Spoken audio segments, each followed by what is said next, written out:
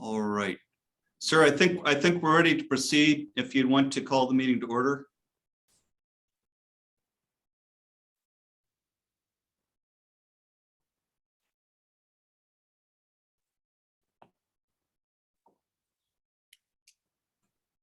Okay.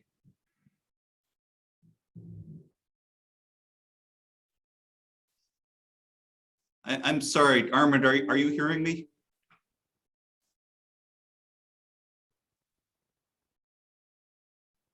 I appear to be accidentally muted here.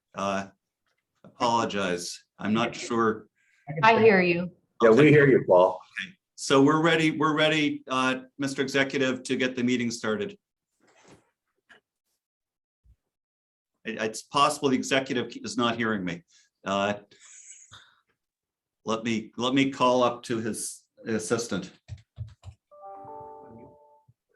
They're talking. Can you hear? Oh, no, I can't hear a thing. All settings ready to start. Oh, not hearing a thing. He can't hear. I think he's not hearing. Are you talking, Paul? I can't hear Yes, a sir. word. Yes, sir. I think we may be having a tech Let's issue. see. I'm sorry, folks. We can hear Hold everybody. stand by. There you go. Oh, there we go. Something must have been wrong. But I'm very technologically IT is here. smart, and I figured it out. Okay. Thank you, Laura. Okay, sir, whenever you're ready, you can call up to order, sir. Okay, great. I'm ready. All Call right. it to order. Get it going. So Anthony, would you call the roll, please? Sure. Executive Budish, Here. Ryan Puente, Here. Mayor Gallagher, Here. Mark Burns, William Friedman,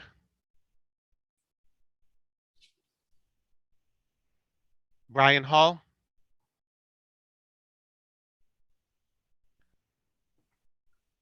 Daniel O'Malley, Here. and Baiju Shah. Here. We have 5. We have a quorum. Great. Paul, you want to start us off? Yes, sir. Mr. Executive, item number 2, public comments.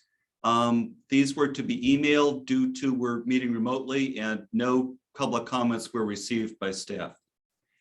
Okay. And so back to you, sir, if you wanted to make any introductory comments before we get into the minutes. Yeah, I just want to thank everybody for coming to the meeting and participating. I'd like to especially, I guess, welcome a few new faces. Ryan Puente, welcome. Ryan is the City of Cleveland's new Chief Government Affairs Officer, and I have to say we're really excited about seeing a new era come to City Hall. The county and city have been working so far very well together. The one example of that is the collaboration we have to hire the top 2 workforce development leaders for the system. I think each of us have posted the positions, and the mayor and I and Ryan and our leadership teams have been working together to fill those 2 top positions. So we're looking forward to that and coordinating on a whole lot of things as we move forward. So welcome, Ryan. And I might also mention that we're working to try to get some resources from the U.S. Economic Development Administration for the lakefront. We're working with the city and the Metro Parks and the Rock and Roll Hall of Fame and GCP and others. The project is looking to create a walking path along North Marginal from Old Aviation High School to East 55th, and then creating a new exterior plaza at the Rock and Roll Hall of Fame as well. And that would be very helpful to fill gaps that currently exist in the lakefront access that we're all working for. So again, appreciate the city's and Ryan's support for that project and leadership in that project. Thank you. Dan O'Malley's not new to the board, but I think this may be your first meeting. I'm not sure. But welcome, Dan is the new labor representative for the North Shore AFL-CIO and replaces Harriet Applegate, who's been very involved in our Economic Development Commission for years. So congratulations, Dan, and thanks for joining us. Appreciate that. Thanks for the opportunity. Oh, absolutely. And I should also welcome, I see Joe Simperman's on the call. Joe, I'm looking forward to hearing what you have to say, especially in light of what's going on in the world at this very moment. So looking forward to your participation today.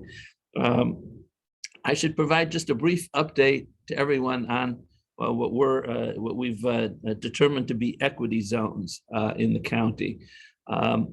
So we found that much of the work that we do is based on a variety of factors, but not directly equity.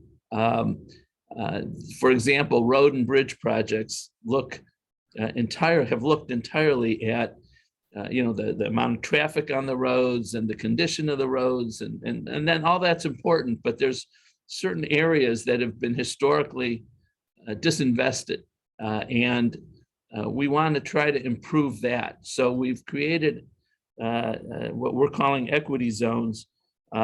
We've got a map with the equity zones that's freely available to anybody, and we plan to provide some additional consideration to any investments that we're making, whether that be in businesses or roads and bridges or other things. We want to make sure that we're at least considering the disinvestment factors when we utilize our resources. And I want to just mention, I know we can talk about this a little more, but I want to mention that we were very disappointed that we did not get consideration for Intel's new project outside of Columbus for their, I think it was a $20 billion microchip semiconductor factory. We were told that it was primarily because we did not have a 1,000-acre parcel that was readily available. And we need to be ready for the next projects that come along so that we can be competitive. I mean, we have a lot of great reasons for companies to come here, whether it be our workforce, our low cost of living, our experience with manufacturing. I mean, there's a lot of factors that go into a company choosing a location. Unfortunately, the 1,000 acres was a problem for us. I have had communication since with some of the leaders of our neighboring counties. Keep in mind that Franklin County itself did not get the Intel project. It went to Licking County and will have great benefit for Franklin County and Columbus, but it didn't go to Franklin County or Columbus. And there's certainly a whole lot more available land in our surrounding counties. So we need to work together better to make sure that we're ready for the next one. Christine Nelson, I think, is going to talk a little bit more about that coming up. So again, I just want to thank everybody for being here. We have some great people to talk today, so I'll stop talking. Turn it back over to you, Paul.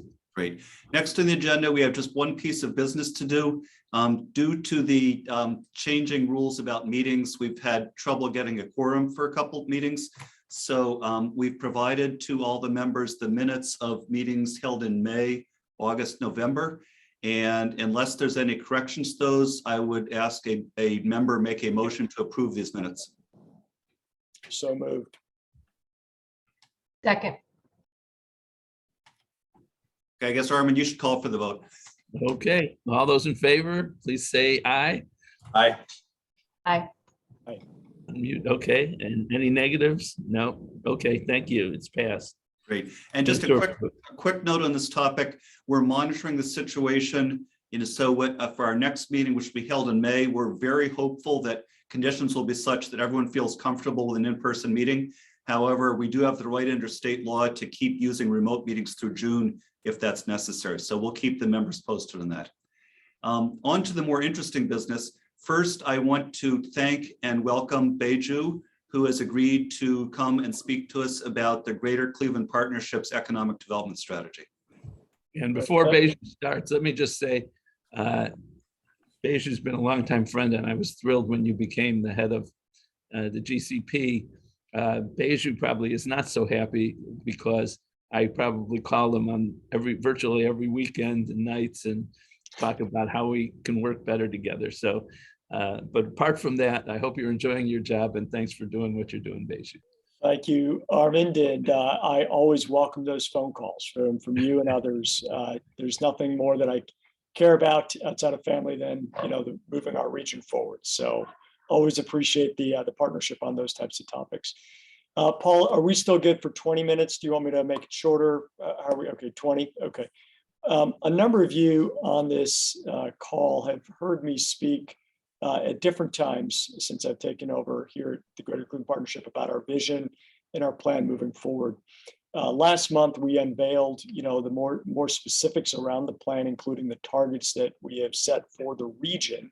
And the region, as we define it, is the 5-county metro area of Greater Cleveland. So it's beyond Cuyahoga County. But I also think of the region in a much broader sense. As some of you have heard me say, if you've got a Cleveland t-shirt in your closet, you're a part of Greater Cleveland as far as I'm concerned. So we don't limit our activities to the boundaries, but we measure our progress, measure the outcomes against that 5-county metro area as defined by the Department of Commerce.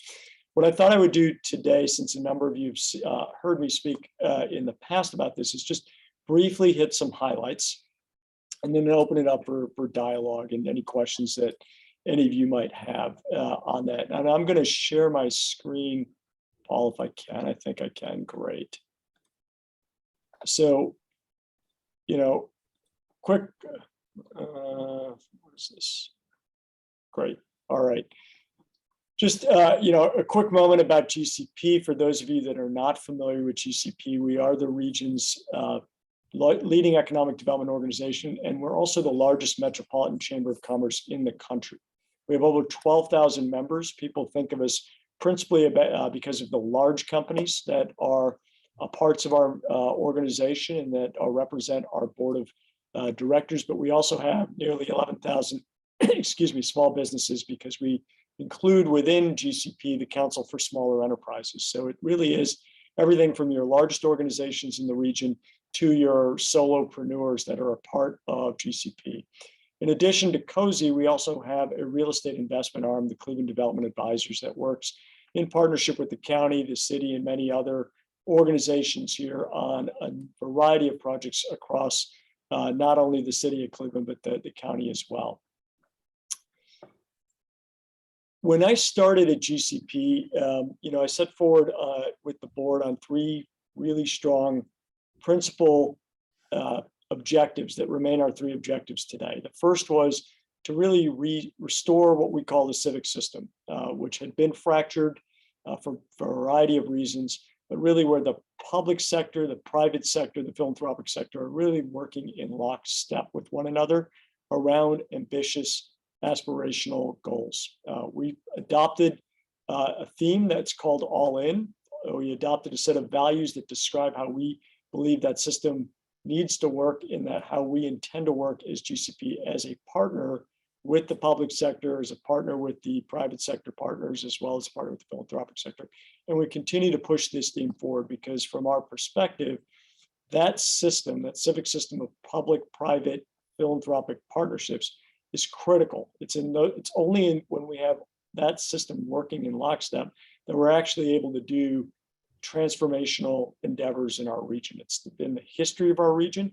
We lost it for a period of time, and now, I'm proud to say that we are restoring it in partnership, certainly with the county, but also many other partners, the city of Cleveland that's on this call, and several other organizations that are also represented.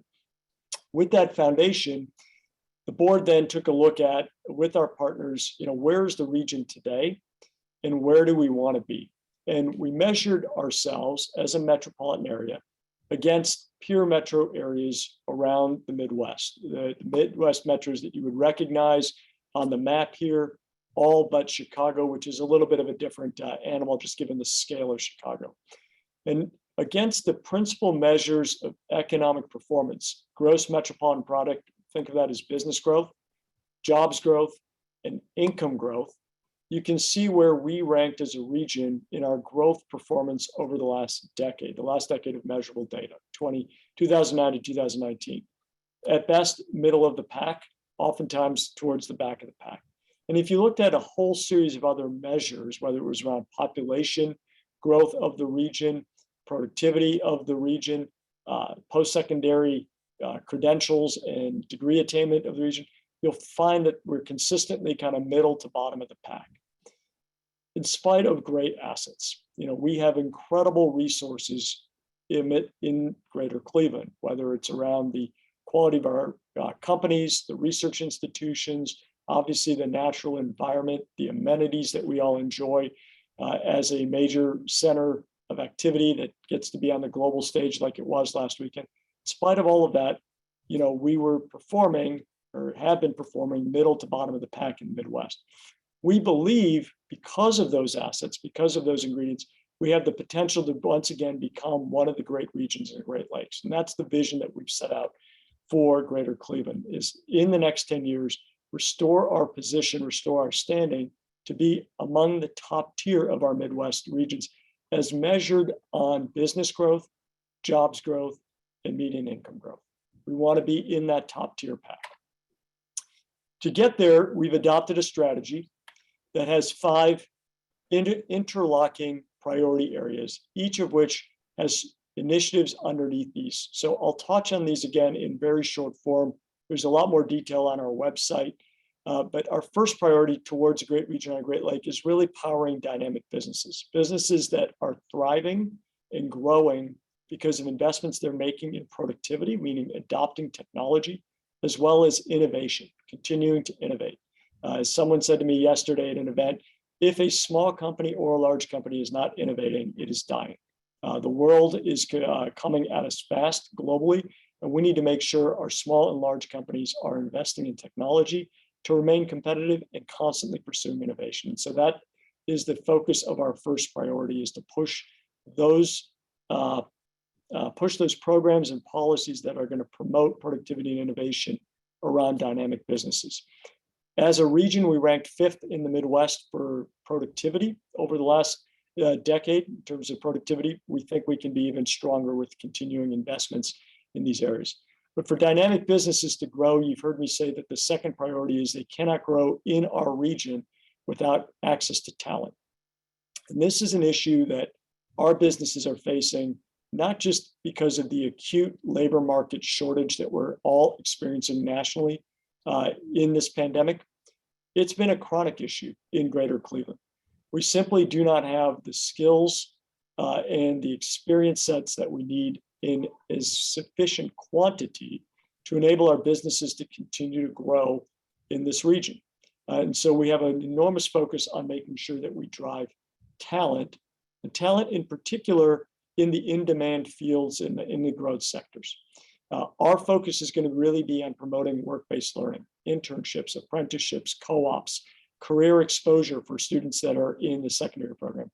And there's a whole range of activities that are underway, many again in partnership with groups on this call, including the county, that represent the type of work that we want to do to push our post-secondary attainment, which is currently ranked 8th in the Midwest, again, into that top tier, because we need talent to power these businesses and to enable them to continue to grow in our region rather than establishing operations elsewhere. But to get to abundant talent, you've got our third priority. You cannot have abundance if you do not include the entire community, including the entire community by not only ethnic diversity, but also by gender, and as well as by including foreign-born individuals. We need to make sure we have diversity at all levels of our organizations, not just at the entry level, but at the ownership level. And so a series of strategies that we've adopted here include scaling minority-based enterprise, ensuring that we have broader representation in the in-demand fields from individuals of both ethnic as well as gender, as well as foreign-born status. and especially pursuing digital equity. Again, it's something that we're doing in close partnership with the county through the Greater Cleveland Digital Equity Coalition and through some efforts that the county has spearheaded with their recent RFP. Once you have these three things, you've got dynamic businesses, abundant talent, inclusive opportunity. You get to our fourth priority, which is these people, these businesses, they can be anywhere in the world because of technology. And we want to make sure that they stay in Greater Cleveland. And the only way we make sure that they stay is that we make sure that our community is appealing, in particular to the next two generations. Taking a look at our community through the eyes of the millennials and Gen Z, our future workforce, our future civic leadership, ensuring that we are building a community that has the attributes that are attractive to those two generations. Part of that is physical development, and you've seen a lot of our activity here around not only downtown and the vision of reconnecting downtown to both its lakefront and its riverfront, but also core neighborhoods where millennials and Gen Zs tend to want to live, and ensuring that we continue to build up core neighborhoods throughout the city of Cleveland. But the amenities, it's about the sports, the arts, the culture, the parks, the trails, and ensuring that we're taking a look again at what we're, not only what we have and preserving what we have, but that we're taking a fresh look through their eyes at what we're missing and making sure we are promoting and nurturing those elements that we may be missing or missing in quantity, whether it's things like bike trails and water trails that the metro parks are certainly pursuing, or elements such as live music beyond the music offerings that we have today, which are concerts and orchestras, but really live music in clubs that young individuals certainly want to see on a more regular basis. And then you get to our fifth priority that accelerates the first four, which is really ensuring that we have, as a community, better ambassadorship of our business leaders, our business owners, our civic leaders about Greater Cleveland is a great place to do business. Many of you have heard me talk about this in the past, that when you ask individuals about business success, oftentimes in our community, they look backwards. They look backwards 50 years to 150 years of examples of success. And they talk about what's been lost rather than what is in our presence today, where we have companies that are thriving in the 21st century, whether those are startup and tech-oriented companies, such as some of the ones that I named recently at a City Club speech, or they're long-standing companies like Cleveland Cliffs and Sherwin-Williams and Parker Hannifin and so many more that have continued to thrive, even though their origins may be 100 years old. We don't project business success. We don't project business confidence as a community. We are oftentimes looking backwards rather than looking at the present and looking forward. And we are going to push hard now as a organization to promote these organizations that are thriving in our midst, make sure there's broader recognition, and hopefully through that engender a broader sense of confidence, because we know that when we speak confidently, word of mouth is the strongest form of marketing. We will convince our business partners, we'll convince talented individuals to move here because of the way we project our community. And so this is an important element of our work as well. Now, all of this is a plan. All of these strategies have underneath these five priorities, not only have these macro measures, but each strategy has a target for 2022 that we're seeking to achieve as a region. Our role as GCP is multifold. Sometimes we're a catalyst, sometimes we're a coordinator, oftentimes we're a convener, advocate, a communicator, and we work in close partnership, again, with the public sector, with private sector partners, with the philanthropic sector, and we bring groups together towards these common outcomes. So this all-in mindset, this all-in spirit, it's starting to take hold broadly. It originated in something, or not restored or rekindled, if you will, something we call the Cleveland Innovation Project, an effort that was launched by GCP, Team NEO, the Fund for Economic Future, the Cleveland Foundation, and Jumpstart, which then encompassed many other organizations such as the Cleveland Water Alliance, Magnet, Destination Cleveland, and others, as a way of how we work together to actually start to move forward some important initiatives in the innovation space. But there's great examples in sector partnerships, an initiative that the county really spearheaded, which now is broadened into sector partnerships in manufacturing, in IT, in healthcare, and recently announced a partnership in hospitality where private sector companies are working with philanthropic organizations, are working certainly with the county and the city and other public agencies to really nurture training programs that can prepare individuals for immediate work in these important growth sectors in our local economy. But it's percolating many other areas as well. We talked about the Digital Equity Coalition, where over 70 organizations, including the county, has played a leadership role really in pushing broadband throughout our community during this pandemic. So in workforce sector partnerships, I think there's now over 120 organizations working collaboratively. Certainly Digital Equity Coalition, over 70 organizations working collaboratively. Commit CLE in our Minority Business Development Center. We have 22 companies working with probably 15 entrepreneurial serving organizations working to scale minority business enterprises. So the spirit of All In is actually starting to take hold broadly. It's not just something that we are projecting as a vision, but it's a plan that we're moving into action. So with that, I'll pause, knowing that I want to leave some time for questions if there are any from the committee.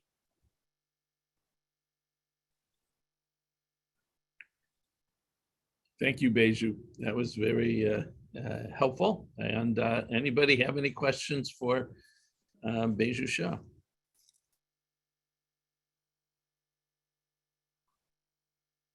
So just to spur a little bit of discussion in case voting members may have thoughts, I want to focus on one of the elements, Beju, of your strategy with the fifth one, which to me resonates a little bit towards the traditional work of attracting businesses and persuading businesses to grow here. Yeah. Can you expand on that a little bit? Yeah, so, so business confidence, we think of, again, as the accelerant to all of these things. And it really is about business leaders, civic leaders, all of us becoming better ambassadors for our region as a great place to do business. We have, through, I think, the great efforts of Destination Cleveland, they started back in 2012 measuring Clevelanders, again, broadly speaking here, the region, on Clevelanders' willingness to recommend Cleveland as a place to visit. And back then in 2012, when that baseline data was captured, I think only 32%, if my memory is correct, of Clevelanders would recommend Cleveland as a great place to visit. Well, then they undertook the whole, campaign of Cleveland, with the word mark that all of us now recognize as the symbol for our region. They had a huge social media campaign, a lot of promotion in looking, not marketing outside the region. This was all stuff that we were doing at Greater Clevelanders, convincing ourselves of Cleveland as a wonderful place to enjoy one's time. That metric, they benchmarked again in 2019, was the last time they measured, is now over 80% of Greater Clevelanders think of Cleveland as a great place to visit. And because we think of Greater Cleveland as a great place to visit, we now recommend that to friends and family members. And we've seen tourism numbers in our region increase, again, save for the pandemic, increase accordingly as well. We went from about 12 million annual visitors, the way that it's measured, to just under 20 million in the last data pre-pandemic. That has enormous economic impact, obviously, in terms of the jobs it creates, in terms of the vibrancy it creates, and in terms of, again, the reputation it creates for Greater Cleveland, broadly for business. We need to do the same thing in the business side. What I found, and what I often find is, last week or 2 weeks ago at the City Club, I gave a speech, and I played one of my favorite parlor games, which is, do you know this company? And I went through a whole litany of companies that I started to name and said, do you know this company? And, just raise your hand if you've heard of this company. And these are all companies that, frankly, all of us as leaders should know, because they are, thriving in the 21st century. Now, everyone pretty much in the room knew of a company called Overdrive in our region, right? Overdrive is the great company that's really powered digital libraries. Overdrive is now, upwards of 475 employees, and they're continuing to grow here in Greater Cleveland. Fewer people knew about Park Place Technologies, which is sitting here in the county, as you guys know, and helped expand recently. Park Place Technologies started in the early 1990s, 2,200 employees, 150 countries that they operate in, 600 million in revenue. And then we just went on and on. MRI Software, which everyone on this call should know. MRI Software has 2,700 employees globally, over 600 sitting here in Solon. SPR Therapeutics, led by Maria Bennett, they just raised another 40 million in financing last year. And we went on and on. Within 3 in Lakewood, Lance Hill raised over $100 million in financing 2 years ago. Cetera down in Independence, Cetera went public, $6 billion market valuation, minus the last couple of days of whatever might have happened to them. And we went on and on. And it's not just these startup companies. It's not knowing that Progressive was looking to hire 6,400 workers last year, right? It's not knowing that Cleveland Cliffs hit a major milestone. They crossed $20 billion in annual revenue, or 20.4, as Lorenzo Gonzalez reminds me, the extra 400 million is important as well. And so on and so on. And so this is the type of thing that we want to make sure that the stories get out. We're just hired, we just announced this morning, our new head of strategic communications, who's coming over to us from the Art Museum to lead a campaign, much like what Destination Cleveland did, so that if you're out there and you're talking to business partners or colleagues nationally, or you're trying to recruit talent to come to our region, you have the information you need, and more importantly, you have the confidence that you can project that this is a great place to build a business. This is a great place to have a career. We need to convince our business leaders and our civic leaders broadly that that's true. And I think by highlighting this information and highlighting these examples in the steady stream, we'll be able to sort of engender that type of confidence. It's really critical for business attraction. It's equally critical for talent attraction.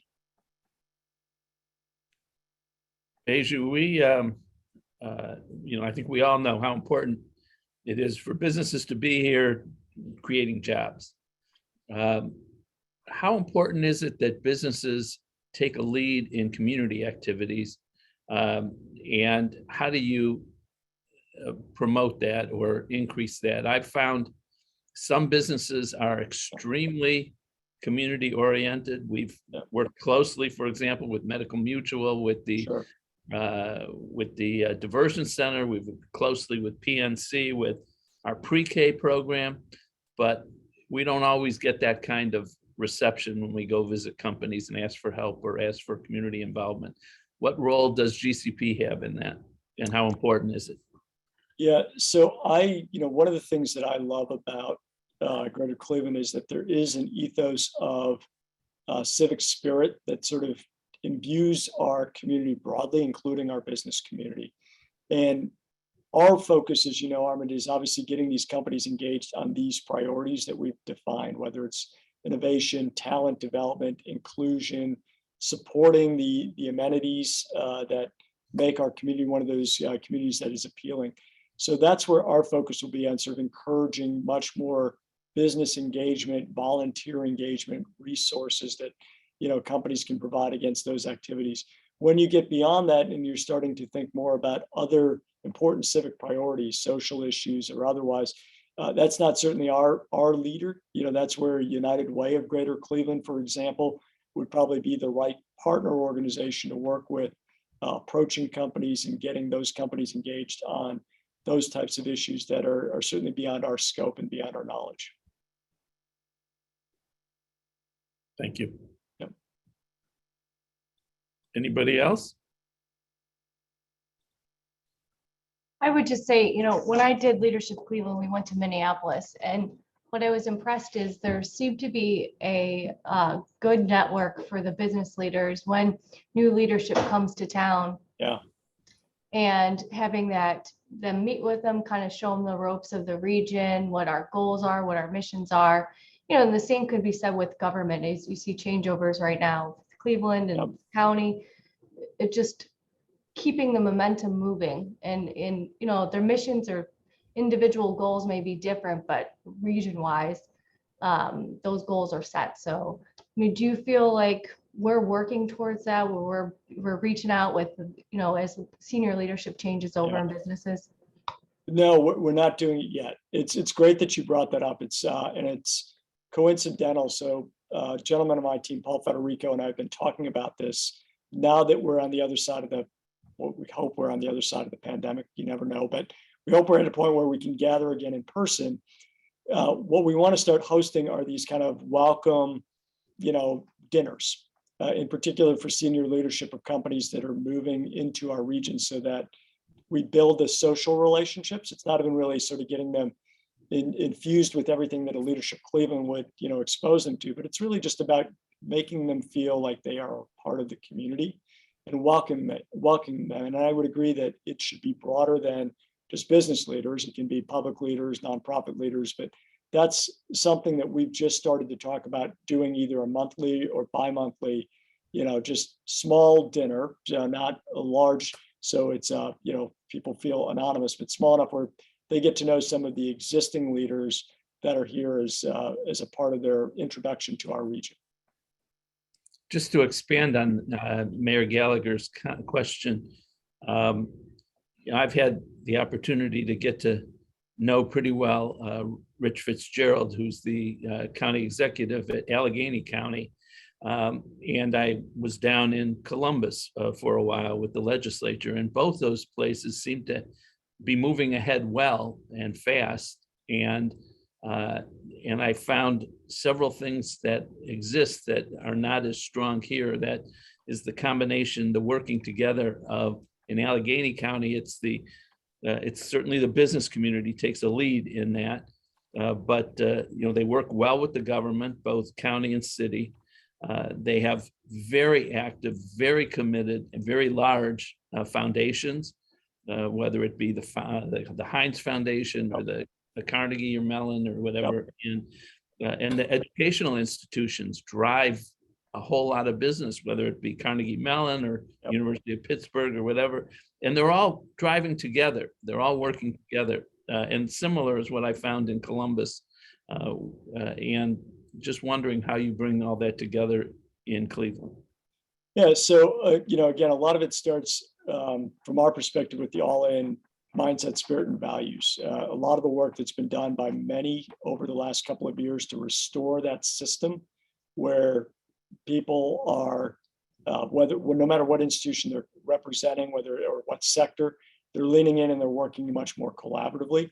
It starts with those sets of values. I've done a lot of work studying Columbus and what has really put Columbus on the right trajectory over the last decade. And they call it down there, they call it the Columbus Way. It's something that they actually created and they codified. And they have a series of 6 values down there that the Columbus Partnership espoused. And then basically it's up to what I tell my board, it's up to all of us to enforce, right? We have to hold organizations and individuals accountable if they're not acting with the all-in values at this point. That's what they do in Columbus. They make sure they nudge everyone back to ensure that they have that sort of cohesive civic system. We have to do the same in greater Cleveland.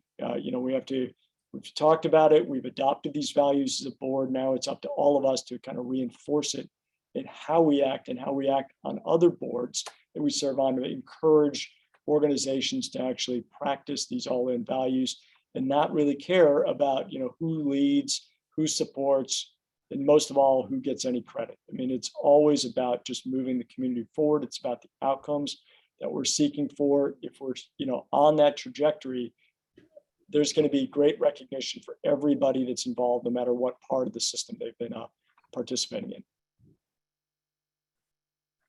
Thank you.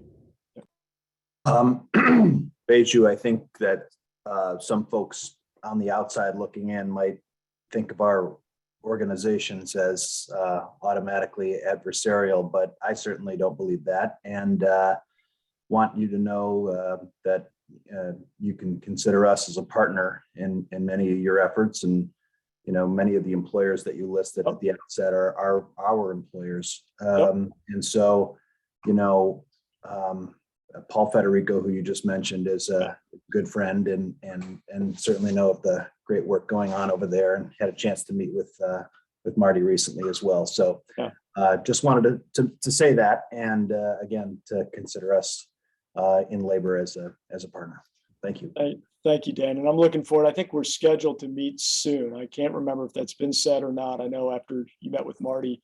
So I'm looking forward to that. And I agree with you wholeheartedly. I think Lorenzo Gonzalez says it the best in terms of, the importance of having a strong partnership. He is very pro union, and it's fantastic to see a business leader, embrace that partnership that's required with the workforce. So. Great. Anybody else? Okay, Paul, turn it back over to you. So next up, Thank you. we've arranged for a presentation from Thank you, Global. Beju. Thanks. From Global Cleveland. Want to indicate that we value highly the work that Global Cleveland leads across a number of areas dealing with those who are newcomers to the area, foreign-born for the most part, although we consider Puerto Rico to some extent as part of that as well. One of the things I would highlight as we get ready to hear from Global Cleveland is it's not just a matter of social services. There's a great deal of talent that is available to us because of people moving into the region from foreign countries. And so that's one important reason why I believe that Global Cleveland can and must be a strong partner in our economic development strategy. With that, I'll turn it over. I believe Joe Simperman is here along with some staff. Hi, good morning, Chief. Appreciate you, and hello, County Executive, and to our founding board member, Beju Shah, and our founding chairman. We really appreciate you. Thank you. Just a quick moment of personal privilege. I want to thank the county and the city. We've been working this morning for a joint statement on our sisters and brothers in Ukraine. Obviously, I can say this to this august group. We have many people from Ukraine in Cleveland. The anticipation of having even more people as a result of the invasion is already happening. We also have a lot of Russian people in Cleveland. And the thing that I think we're all calling for is peace. So appreciate everyone's interest and effort in that. It's heartbreaking. I talked to two people last night who are in Kiev right now, and we will continue to be a source of support and hope. And certainly as we move forward on this, and thank you very much for everything that everyone's doing, our county executive, our mayor, and our community leadership. It is an honor to be with you today here, and I'll be mindful of the minutes that I have. I want to just call upon something that we look at very often, which is the Cuyahoga County 5-year Economic Development Plan. And it's something that we pay a lot of attention to. It was under the leadership of this county executive administration, as well as this committee that did it. And page after page, when you look at it, highlights the importance of immigrants and newcomers. Metric 7 activities: actively promoting Greater Cleveland as an immigrant-friendly community, partnering with Global Cleveland to foster an environment that supports immigrants' effective immersion into the Greater Cleveland community in terms of our population change and dynamics. The next page talks about working with Team NEO and GCP, the Cleveland Water Alliance, Destination Cleveland, as we begin a global branding campaign for our region, one that speaks to the welcoming and prosperous nature of our water, maritime, advanced manufacturing, healthcare, medical technology, finance, arts, and entertainment. One only need to look to strategy 1.3, creating opportunities for young people and adults in all neighborhoods and communities to transform business ideas into operational plans. And finally, I'll just call in the primary objectives, the value page, I call it, that talks about in number 3, advancing equity and inclusion, promoting equity in the allocation of capital and directing supportive services of minority and women-owned businesses, and achieving inclusive jobs growth through improving skills and access to jobs. And clearly, we count the international community as part of that. The metrics being opportunity index, entrepreneurship, business attraction, existing business growth, workforce development, economic inclusion, population. So it is this document and this committee that inspires us. Allison, would you please begin the sharing of our PowerPoint? As you know, our motto, our mantra, our prayer is that we strengthen our city. I would say strengthen our county, strengthen our region by welcoming our world. Next slide, please. The work that we do every single day is pretty straightforward. We are working to become the most welcoming place in North America. We do a lot with the county under the leadership of Chief Herdig and the county executive. The county is currently going through a welcoming certified process. We liken it to a process for diversity, equity, and inclusion, so that the county will be more aware of the immigrant community, the cultural issues, the language issues that are happening. We're hoping for a report that will come out in the second quarter this year that speaks to how does our county government and our leadership interact with our international newcomers. And I will tell you that many of the metrics and many of the arrows are pointing in all the right directions toward this. We're working closely with Chief Puente, Mayor Bibb, obviously with Chief Carroll and County Executive Budish on our language access policies. Yes, government leads, but this is a job for all of us. This is a job for GCP, Team NEO. This is a job for businesses, that we make sure that in our effort to bring more talent and more people here, we do have our websites and other ways of communicating with people in their first language. And we know how important that is in terms of sending the message that we are a beacon of welcoming and hope. Since 2016, working with the county and working with the city, we have dug into naturalization. Why is that so important? 2016, 2,640 people became naturalized as US citizens. Had we not hit COVID in 2020, we were on track to that number being doubled to 5,000. Why is that number important? People who naturalize in a community are 3 times more likely to stay in that community after they naturalize. This speaks to those metrics: population growth, entrepreneurial startups, the idea of talent as investment. So the more people that we get to naturalize here, and there are many people who are eligible for it, the more people that we actually keep here and they become part of it. I only need to share this statistic. Right now, the conversation that's happening in Columbus about congressional redistricting is so important and something that everyone's paying attention to. The truth is, we lost congressional members. The truth is, we would have lost even more had we not had the immigrant community moving into Ohio to offset the number of the native-born community in terms of people having larger families. And so it's so important that for so many reasons, for representation, as well as for us to maintain our region and our state, that we continue to welcome people and attract even more immigrants and international newcomers. Welcoming Week is something really important that we do. It's something we do every day, but we have one week where we really highlight people like Dr. Boutros at Metro Hospital, an immigrant, Dr. Mihaljevic, Cleveland Clinic, an immigrant, people across the community, the county building itself developed by an immigrant, Fred Geis, and letting people know how incredibly important that is. And just sharing that message tells people that indeed they are welcome.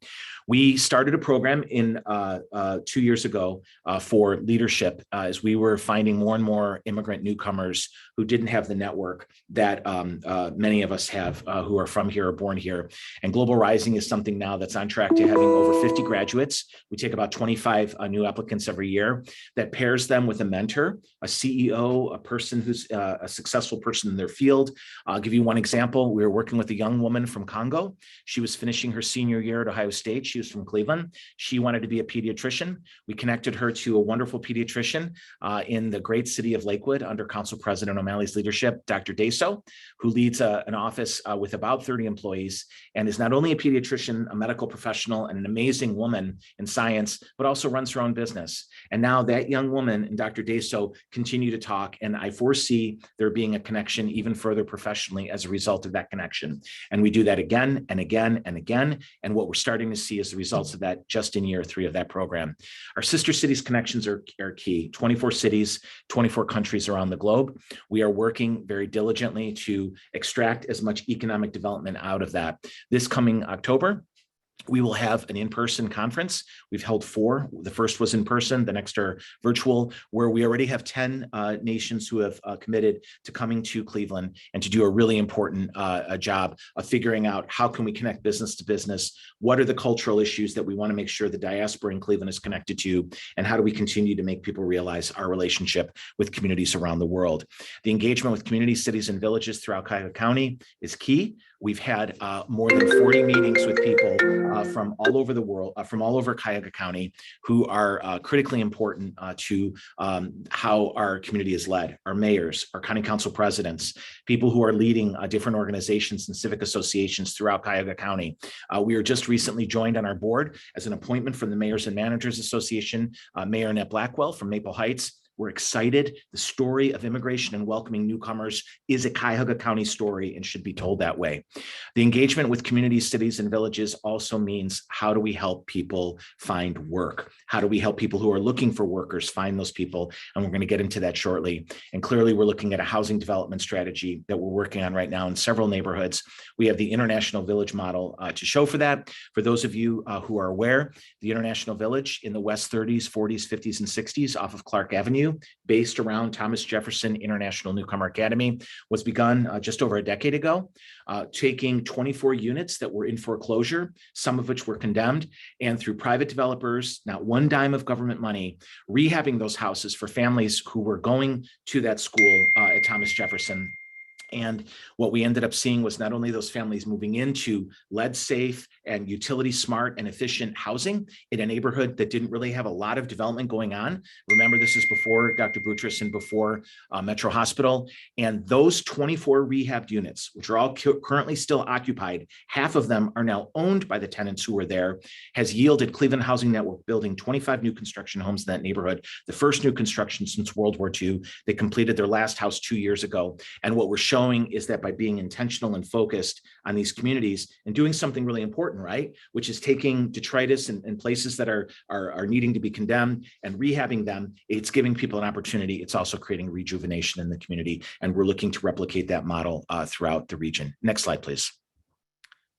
We are excited that one of the things that we have really dug into, and through a young man named Amos and Rosarita, who are working with us along with Elizabeth Kuzma, we've been doing a lot of interaction with companies, promoting job openings from employers, looking to hire to the local newcomer international talent, translating some of those jobs into the first languages of people, making sure that people get connected, and saying to employers, yes, we help this person with their resume. We are providing a recommendation and finding more and more employers being interested in hiring more people. The individual job search support, as you can imagine, is intense. They come to our office, they look for help with how to write a resume, how to get started on LinkedIn, ways in which they can not only get employed, but potentially build themselves up to further employment. We are thrilled that we have been meeting with people like Magnet, like Tri-C, like Cleveland State, folks at the county in the workforce efforts, people at the city in figuring out how we all work together, but not just them, but also pulling in the refugee resettlement agencies and the people who are leading so many of our immigrant communities. These meetings are important because it connects the resource to the need, and it also is doing so in a way that, frankly, we don't see a lot of other places around Ohio doing. Great models for us are Philadelphia, great models are Detroit, but we're really looking at a specific Northeast Ohio model that will connect that international newcomer to the people who are doing the work of workforce development. Why did we get involved in this? We didn't see enough of that leading into the immigrant and refugee community. For some people, it's confusing. Other people don't realize the numbers that we're getting. But just as an example, recently came out an article that United States Committee on Refugees and Immigrants, one of our 3 amazing resettlement agencies, along with Catholic Charities and us together, we have already welcomed over 800 people from Afghanistan into Cuyahoga County since August, over 800 since August. Why is that number probably much higher? Somebody that we work with a lot, Bakht Iqbal, who's a wonderful man. He worked with our military in Kabul before he was able to get out, right before the city fell, along with his wife and his 3 kids, convinced his brothers-in-law and his sister-in-law, who were relocated because they were also working on the American base. They were relocated in San Diego, convinced 18 of them, 18 people, to move to Cleveland and Cuyahoga County from San Diego. So it just shows you the pull that we have when we work with people directly, and the story that's told about how welcoming we are, how job ready we are, how helpful we are and friendly isn't told by me, but is told by Bakht to his family, and he gets people here, and that's just really critical, and continue to do that. We have a map on our website. Please feel free to look at globalcleveland.org, and we really appreciate it. You were right on target, Allison, moving me along so I don't talk too much. Our workforce development is exciting. As you can see, it's very personal and interactive. We have a mentorship program. We target our international students with a community mentor in their desired field. We are piloting a program right now with Cleveland State to be launched in 2023, where we will be placing students who are graduating from Cleveland State, mostly in the STEM fields, with companies that are willing to offer curriculum professional training. That curriculum professional training, for those of us who don't speak visa, basically allows that person to stay in Cleveland an additional 2 to 3 years in a job that pays them and lets the employer know wow, this student from India, this student from Pakistan, this student from China or Nigeria or Ethiopia would be a great add-on. And in addition to my company, they're fulfilling an important role where we know that there's a workforce gap. And so it's really modeling by showing, and we're looking to not only work with Cleveland State, but after that Case Western and Tri-C, so that we keep more of our international talent here filling vital and important needs. We do think this could translate to other sectors in terms of healthcare. We obviously think this could translate to other things in terms of hospitality. So we continue to see how we can make those connections. But oftentimes we're introducing people to each other for the first time. It takes a little bit of time. We have to model it and make sure that it works for everybody. But the goal is to increase the number of people who are coming here by creating advocates and ambassadors of the people who stay.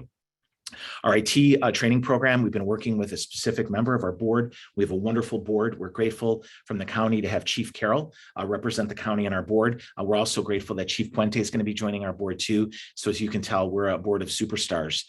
And working with our board members and an IT consultant, we're working on a tiered computer IT training program. Many of the people who are coming here have basic skills. When you meet the people coming from Afghanistan, or even now, some of the people that are coming from Ukraine, their English language is incredible. Sometimes they need a little tweak. Working with Tri-C and Cleveland State, if we have to take a few courses, but getting people into the workforce as quickly as possible is key, because we want to make sure they know that there's a place for them here. Next slide, please. These partnerships include, but are not limited to, working with Magnet. We have been thrilled that Magnet has done so much to find refugees long-term manufacturing jobs. One only need to go to East 40th and Kelly, to Pubco Buckeye Business Products under the leadership of Bob Canner and Benny Bonanno, who are doing an amazing job with several dozen immigrants, refugees, newcomers working for them and making a very good wage and working diligently, and have been for several years. We think this story could be told and retold. People often cite this company. They also cite Odie Plumbing, which is a national leader in terms of employing people. They've been working very closely with several of our refugee resettlement agencies. And as the need, and we hear this from Council Member Jack Schron all the time, focus on manufacturing, focus on manufacturing. Our refugees, as you know, have unrestricted work visas. And so getting them into this pipeline to success is really critical as well. The Tri-C Workforce Connect Healthcare Sector Partnership has been really helpful in the meetings that we've been convening with all of the different partners and leaders who are collaborating. Obviously, finding people who are high demand healthcare sector jobs is key. There is a bill right now making its way through the United States Congress that would call for a better accreditation process for people in healthcare. Global Cleveland has signed on to that. We think it's really important that we make sure that the plane is level, and that we get as many people who have skills in nursing, skills in medicine, get integrated into our health systems as much as possible. And we think that's a great way to do it. I spoke a little bit earlier about the optional practical training program, target date being 2023 with Cleveland State University. We're really thrilled to be working with their placement office and their international students. It's the first time we've ever tried this. It's the first time Cleveland State has ever tried this. It's the first time we've intentionally said, we're going to take a certain amount of international students and find them jobs in places that need them here in Cuyahoga County, with the hope of, number one, making sure that that company has the workforce it needs. Number two, that we retain those people. Number three, we know that those people are entrepreneurs in waiting and will continue to do a lot in terms of creating to our economic development and activity. And obviously working with our very own Greater Cleveland Partnership, which has in its mission in its plan, assisting employers to hire more OPT, CPT, and H-1B. We've been using skills-based assessment tools for this and have been working with companies for the H-1B visa, which is very tight and very lottery driven, but it's something that we continue to go for because we think it's really important that we have these individuals working here in a talented way in Northeast Ohio who were born outside the US. Next slide, please. This is a program that we're piloting. There's 2 places right now in the United States that are doing it very well. The state of Massachusetts, specifically Boston, the state of Michigan, specifically Detroit, the Entrepreneur in Residence program, where we work with entrepreneurs in a specific field, in addition to working with our universities to support them, helping them raise capital, that within 12 to 18 months, they can apply for a visa that helps them stay here. In Boston, we're talking about hundreds of millions of dollars. In Detroit, we're talking about many, many dozens of millions of dollars. How does it work? This is it. Somebody comes to Case Western to study engineering. They have devised a grip that can unpop a jar better than anything else. They want to bring this project to scale. They start a company, they need the capital. As part of their visa, they create a company that has jobs. As a result of that, they're given an H-1B visa. They have to have a sponsoring organization. They hire native-born American citizens or whomever to do the job of creating this. They build their company, and what you have is a situation where an immigrant with an idea is here. Their benefit is that they're able to stay longer. Our benefit is that the community of people who were born here in Cuyahoga County, Northeast Ohio, have those jobs. And we are working to make Cleveland the third place in the Cuyahoga County, the third place in the country that would have this option. And it's something that we're piloting right now. And we think that by this time next year, we will have at least one, if not two people off and running. We're already working with 2 applicants in this, and we don't even have the infrastructure together for the visa, but we are working with the federal government to make that happen. We work with the Cleveland State, important partner, Case Western, important partner. University of Akron has been outstanding, as well as Jumpstart and GCP. Next slide, please. And that is our slideshow. There's a lot of other things I could talk about. I wanted to make sure it was workforce and economic development focused. You all know that every year, over 3,000 people since 2010 are moving into Northeast Ohio who were born outside of the United States. While we lament the loss of our native-born population, that loss would be even greater had we not had the immigrants and the refugees and the secondary migrants and the trailing spouses moving in here, and we're excited to work with them. We know it's working.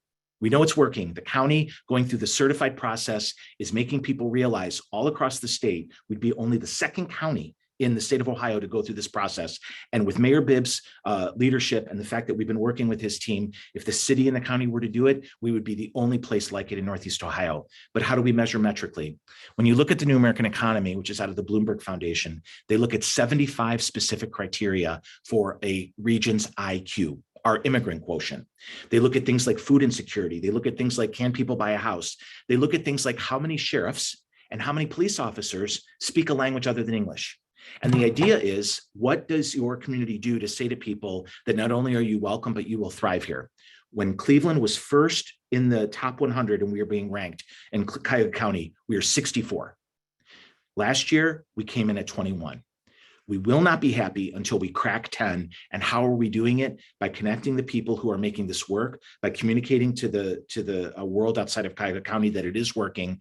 And most importantly, by helping the people who are here be the best spokespeople and ambassadors for what's working with international newcomers and why this is the best place for them to be in North America. Thank you very much, County Executive. Thank you, Chief Herdig. I will close for questions. Thank you. As always, very informative. I'll start with a question. Are you anticipating significant refugees from the Ukraine? Will they come to Cleveland? How do you get them to Cleveland? And what can we do to be helpful? Thank you so much for that question. One of the 3 resettlement agencies in Cleveland right now, Us Together, which is funded through the Hebrew Immigrant Aid Society. It's one of 3. Second is Catholic Charities. The third is USCRI, was actually founded by a Ukrainian Jewish woman fleeing the pogroms who came to Cleveland and started a national resettlement agency. As a result of her work in places like Parma, Brooklyn, places like the west side of Cleveland, places like Lakewood, places all around South Euclid, we do have a large and substantial Ukrainian population. We are in the top 5 in the country. That, as well as our refugee resettlement process being, I think, exemplary and a model for everyone else, as a result of the fact that we have this community of people wrapping our arms around it, will result in us getting people from Ukraine. How many, we don't know. What do we know? 2 weeks ago, we picked up 3 families. One of the organizations picked up 3 families at the airport who were coming from Ukraine, who are already in process. So we think that we will get people. We know we will be ready. We know that we will embrace them with open arms. And again, County Executive, we're going to do whatever we can to assess their skills, figure out how we get them plugged in. And the diaspora is already ready for them because, as you know, when people come here, we saw it with our sisters and brothers from Kabul. Sometimes they didn't even have a suitcase. And so the support that's been given to them in so many of our communities that are represented in this call has been critical. And that's why people are leaving places like Houston and San Diego to come to Cleveland. They're doing it because they realize there's a life here for them and that we want them. They're not just somebody else. And so we think the same is going to be true for the people from Ukraine. And when they do come, we will be ready for them. Thank you. Joe, in addition to my day job, I moonlight as a councilman in Lakewood, as you know, And we have, it's a statistic is a couple years old now, but I don't know if it was Refugee Response or Catholic Charities who told me that in my ward, we have more refugees than any other square mile in Cuyahoga County. And we're really proud of that because, you know, we're an entitlement community in Lakewood for one thing. And if you're not looking at this from an altruistic lens, realize that we have to have that 50,000 resident mark to get the $3 million a year, whatever it is, to say nothing of the 50 million we got through ARPA as the formula for receiving those funds. Well, we're at like 50,125. We don't get there without immigrants, and we don't get there without refugees. And I just really want to stress how important it is and how welcoming we will continue to be in my city as we look to resettle folks who are coming into Cuyahoga County. I just really admire all the work that you're doing at Global Cleveland. Your sister city in Ireland is the little town where my grandfather was born, actually. And I also, Joe, picked the right coffee mug today, by the way, for me and you. So, Thank you. Thanks, Council President. We appreciate that. You know, Lakewood has been such a welcome hub and a beacon for people, and continues to be. I have good friends who live on Wager, and one of the things that their kids love the most going to Lakewood schools is how absolutely racially, culturally, linguistically integrated the school system is. And Lakewood continues, in my opinion, to be such an example of it. I'll share with you, and it's a great point. And our dear brother, Tom Roscoe, Council President, told me this story a short time ago. Tom is Catholic Charities. He is one of the leaders in refugee resettlement in the United States. He's very humble. He won't tell you that, but he is. One of the kids from one of the refugee families broke a window, and it was getting cold, and Tom needed to get it fixed. What does he do? He Googles window repair people in Lakewood, calls a guy, true story. Guy picks up the phone, blah, blah, blah, you know, ABC window fixing. And Tom said, I need you to get out here right away, blah, blah, blah. And the guy goes, Tom? And Tom's like, who is this? It was an Iraqi family that had been resettled 4 years ago. Wow. Living in Lakewood, started his own get up and go repair business. And now he's helping people. It is just such an extraordinary example. And there are so many of exactly what you said, Council President. If you're not going to do it for your heart, then certainly do it for your pocketbook. Yeah, go to Harrison Elementary in Birdtown any day, and you will see a picture of America in those first grade classrooms. It is incredible, the diversity that exists in that school for the very reasons you're talking about. Thanks, Council President. I'll tell them that you sent me. Great. Anybody else? Just have a quick question, Joe. I wish I had as much energy as you, but you know, with the federal policies changing so much over the last couple of years, is affordable housing still an issue? And where are we at with that? Because the last time I talked to you, that was really one of your main concerns. It is an issue, Mayor. And as you know, it's an issue now for so many of our residents in Northeast Ohio and Cuyahoga County. We have been working very quietly and very diligently with the land bank to connect them to developers who want to provide safe and decent and affordable housing. Our faith-based initiative developers are very interested in this. And one of those developers right now, Mayor, is putting a plan together to provide 60 units of housing for all of the refugee agencies in Northeast Ohio. And that's the way we work, right? We have to work with everybody.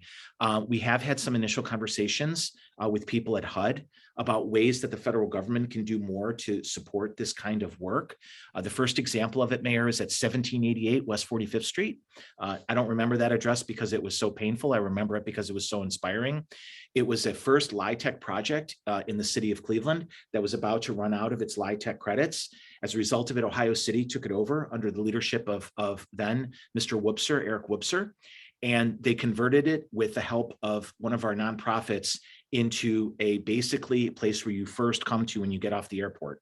It's 5 units, Mayor, and in its 8-year life, it has provided the landing place for over 75 families, most of whom are from the Democratic Republic of Congo, though not all. Those families live there for a few years, Mayor, in Ohio City on West 45th Street. They get their sea legs under them, and then they move and they find a place, and the next family comes in. One teeny apartment building, with 5 units has provided safe and decent housing for over 70 people. And what we're trying to do right now, Mayor, throughout the community is figure out how do we replicate that? But obviously, how do we do it in a way that makes sense for the community and for the people who then will move on and do other things? Quietly, we're working on a project right now with Tri-C because we haven't figured out the full details yet, but how do we create opportunities for those people to learn things like carpentry and masonry and bricklaying and all the other things? Because as you know, the fact that we have people who can actually do that work, they're going to have a job forever. But it continues to be an issue, Mayor. We continue to go after it, and we probably will be for quite a while. I might add that I'm going to be proposing to County Council some money for affordable housing from our ARP money as we're going through the ARP process in the coming weeks. It may be very helpful, Mayor Gallagher and Joe, if you all are available to come in and talk about the importance of investing in affordable housing so that County Council understands that. We will, County Executive, to your invitation, and we'll bring our partners in who are doing the work, doing the work all the time. Thank you. I'll ask Paul Hertig to make sure you, both of you are notified when that comes up. Thank you, Councilor Kenny.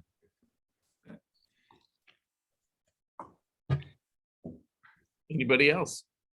So I just, a comment, not a question. Just really thank you, Joe, and your team. I mean, it's always inspiring to listen to your work and what you do and the passion that you bring to that work and how important it is for our community as well as the individuals that are affected. So thank you. It's just wonderful. Appreciate you, Bejal. Just forgive me. I know you've heard this before. When I say things over and over in my family, my children, my wife make the beeping sound of a truck backing up. But for those of you who haven't heard this, our founder, who started us again a long time ago, Mr. Albert Ratner at the Jewish Federation in Beju, we have a prayer at Global Cleveland, and I'll show it to you, and it goes like this. They drew a line to keep me out. Heretic, rebel, a thing to flout. But love in Cuyahoga County had the wit to win. We drew a circle and brought him in. And that's our hope for today. Very nice. As long as I have the floor, I can ask one more question here. Has anything happened? I've had conversations with David Fleschler about the fact that many immigrants come to school at our Case and other universities, colleges here, and then leave. And what can we do? Are we doing enough to keep them here? Great question. That may fit in with what Beju talked about with the internships and other programs to get them started. It's a great question, County Executive. Are we doing enough? No. What are we doing toward it?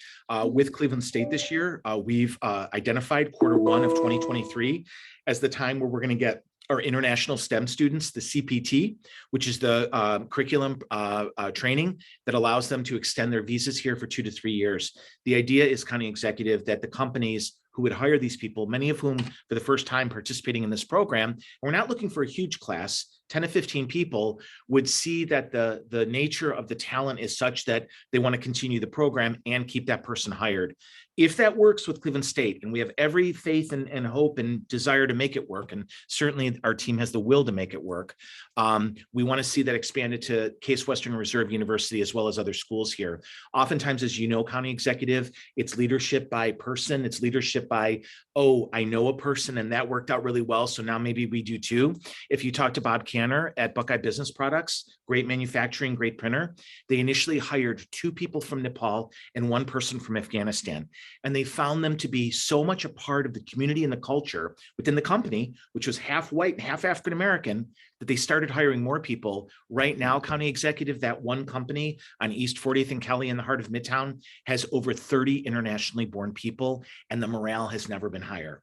So applies with engineering firms, so applies with other things. So we're doing this program now with Cleveland State and the leadership there to see how we could move the needle in terms of keeping more of our engineering and graduate student level people here in Northeast Ohio so that they don't take their talents to South Beach or somewhere on the East or West coasts. Thank you. Anybody else? Not, turn it back to you, Paul. All right. I join Mayor Gallagher in saying, Joe, such energy. If I ever forget my morning coffee, I just call you and you wake me right up. Thank you very much.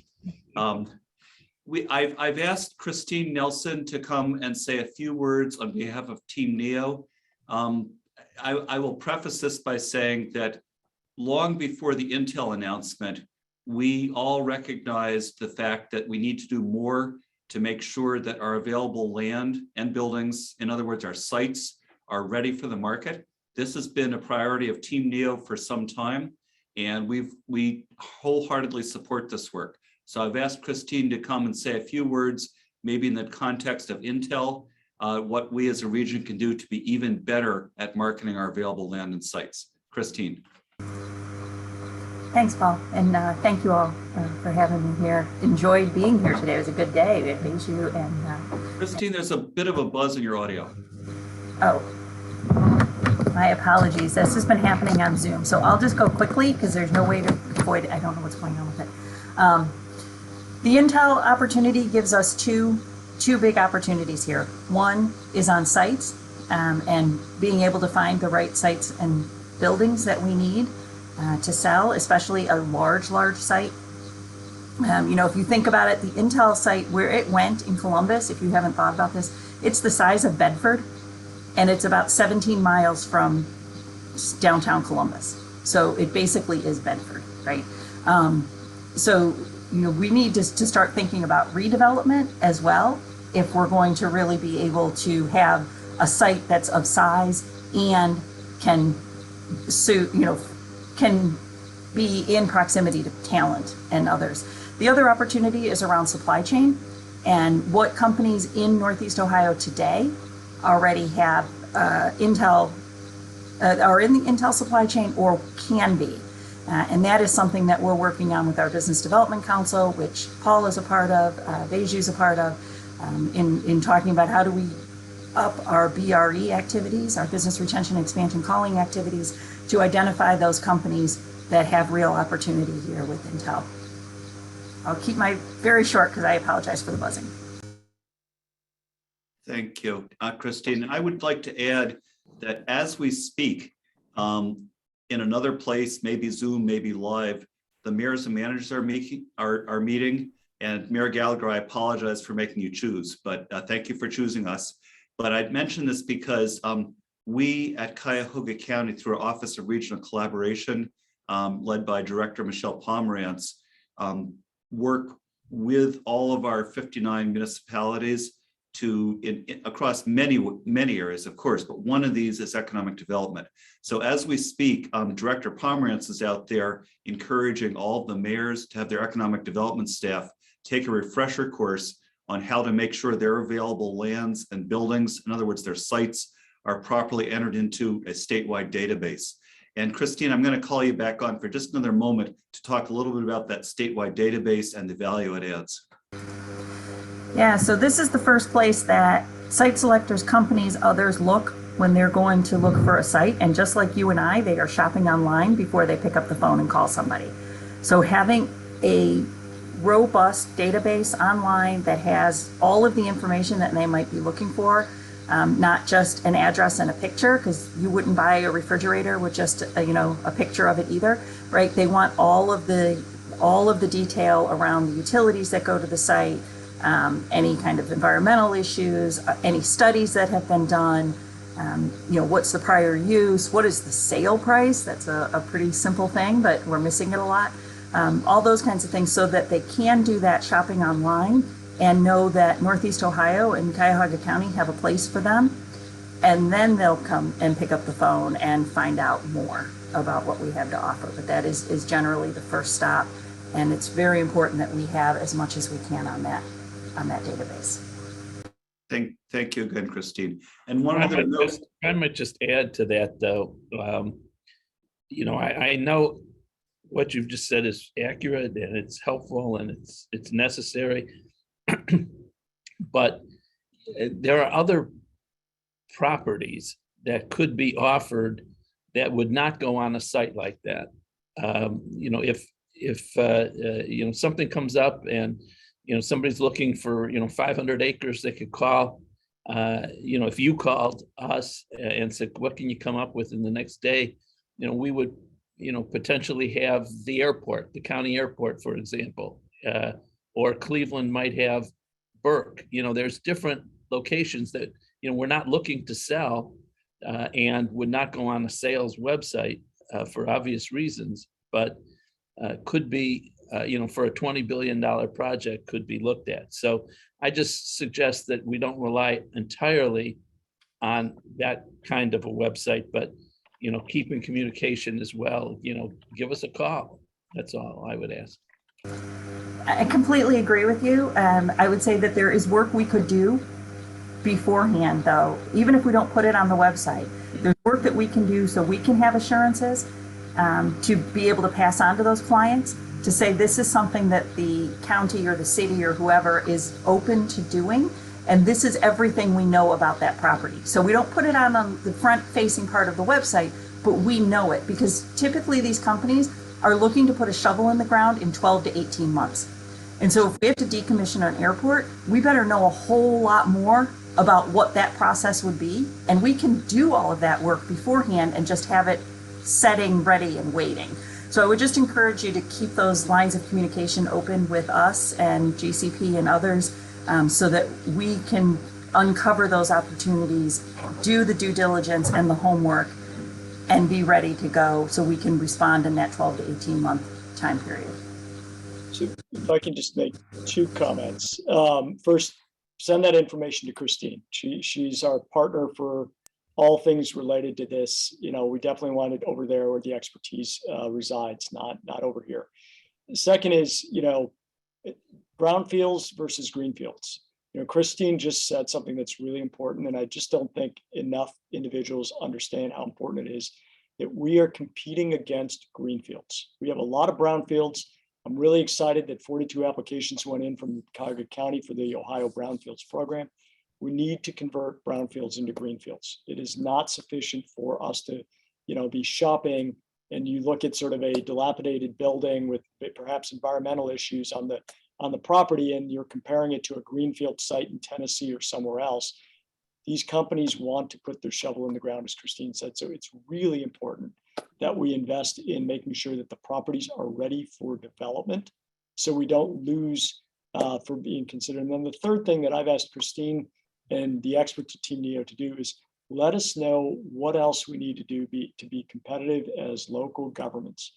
Sites are the ante. You got to have a site, but as Christine said, there's a lot of information around utilities, utility rates. I'm aware that our utility rates are not necessarily as competitive as they need to be, and we just need that information out there so that we can share that with the county, we can share that with municipalities, and say whatever we can do to make ourselves more competitive, we're going to have more opportunities. So stay tuned for more information from Christine and the experts of Team NEO.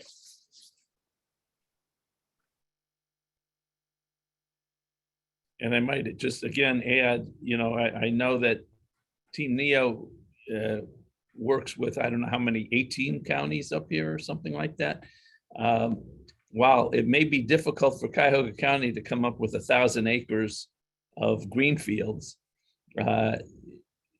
Columbus didn't have 1,000 acres of greenfields where this intel went either. It went to Licking County, which, as you said, is close, and Franklin County, Columbus will get a lot of the benefit. Geauga, Medina, Lake, Portage are much more like Licking in that they have property. So I'm sure you're looking at all of those when you do your evaluation, and again, we have good relationships with all those, and are happy to work with you and them to bring a project to this area. I really appreciate that. Thank you. It's really important that we think regionally like that, and I appreciate your leadership on that. So, Armand, as we approach the end of the meeting, I wanted to briefly talk about our annual update of the 5-year economic development plan. And as I do this, I'd ask the folks from Baldwin Wallace, and I think Patrick Hewitt is here from County Planning, go ahead and turn on your cameras so that people can see you as I give this very brief overview. If folks who joined the commission recently may not know, the commission plays an important role in something that the county charter requires. The county charter requires that there be an economic development plan at the county level. That plan is prepared every year, although it is a 5-year plan, by the Department of Development, but in consultation with our Economic Development Commission. And so our practice has been this time of the year, as we get into late winter, early spring, to focus some time and energy on working with each member of the commission on taking advantage of your insights and expertise as we do our annual updates. So we'll be reaching out directly to each of the commission members, and we're also engaged working with Baldwin Wallace and also with our County Planning Commission in this process of kind of reviewing what the economic development plan says now, what it ought to say for the next year. So we thank in advance each commission member for the time we're going to ask from you. We also will have some agenda time for this at the May meeting for group discussion before the draft is finalized, and we set it off on June 1st for our county council to look at. Quick note on the additional roles that our colleagues play at the two expertise areas. At Baldwin Wallace, we've engaged Baldwin Wallace to work with us on looking at some economic measures that make sense for the plan. And we do that in collaboration and understanding of other measures that others are also using, trying to make those work together. And in terms of County Planning Commission, a number of areas of expertise, one of which is working with our member communities, but also the fact that over the years, we've asked county planning to help us in thinking about some priority areas to focus, and we'll continue that work. So I just wanted to preview that work and let people know we'll be focusing that over the next couple of months and some time at our May meeting.